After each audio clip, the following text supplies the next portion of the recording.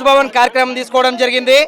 మేము 28వ తేదీ రోజే గవర్నర్ గారికి లెటర్ పంపించడం జరిగింది.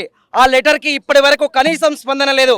24 లక్షల మంది ఈరోజు రోడ్డు మీద పడితే 24 లక్షల మందికి అన్యాయం జరిగితే కనీసం బీజేపీ పాలకులు నరేంద్ర మోడీ కావచ్చు, విద్యాశాఖ మంత్రి ధర్మేంద్ర ప్రధాన్ కావచ్చు బయటికి వచ్చి స్పందించలేనటువంటి పరిస్థితి.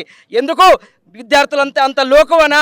విద్యార్థుల చదువులు అంటే అంత దూరం ఎందుకు పెడుతున్నారని మేము ప్రశ్నిస్తూ ఉన్నాం.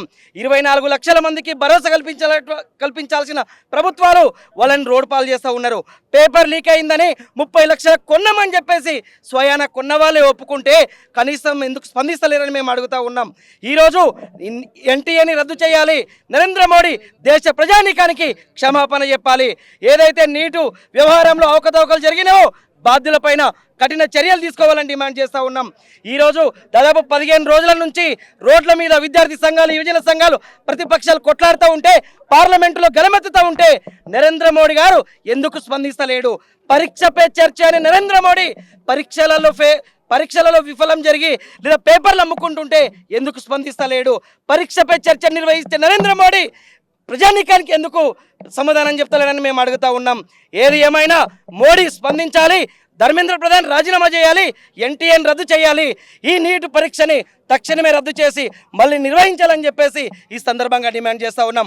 లేని ఎడల దేశవ్యాప్తంగా విద్యార్థి యువజన సంఘాలతో విద్యార్థుల సత్తా ఏంటో, విద్యార్థి యువజన సంఘాల సత్తా ఏంటో నరేంద్ర మోడీకి, బీజేపీ ప్రభుత్వానికి చూపిస్తామని చెప్పేసి ఈ సందర్భంగా హెచ్చరిక జారీ చేస్తూ ఉన్నాం.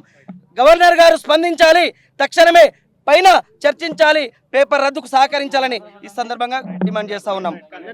గత 3 రోజుల నుంచి మేము గవర్నర్ కలవడానికి లెటర్లు ఇవ్వడము, పర్మిషన్ అపాయింట్మెంట్ ఇవ్వడం లేదు. మాకు అన్ని విద్యార్థి సంఘాలుగా మేము వచ్చి అడిగిన చేయడం లేదు. ఎన్ని రోజులు అవుతుంది ఎన్టీఏని రద్దు చేయమనేసి అడిగిన అసలు రెస్పాన్స్ ఇవ్వడం లేదు. అందుకనే ఈ రోజు మేము ఈ రాజ్భవన్ ముట్టడికి వచ్చాము. ఈ రోజు కనుక మాకు పర్మిషన్, ఈ రోజు కనుక దీన్ని రద్దు, ఎన్టీఏని రద్దు చేయాలి, నీట్ పరీక్షని రద్దు చేసి మళ్ళీ పరీక్షను మళ్ళీ పెట్టాలి అనేసి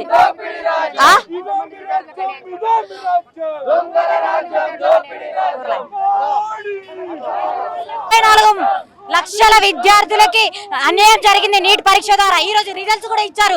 చాలా మంది రేపు సూసైడ్స్ ఎన్నో అవుతాయని భయంగా ఉంది విద్యార్థుల సంఘాలుగా. అందుకనే ఈ రోజు రాజ్భవన్ ముట్టడికి వచ్చాము.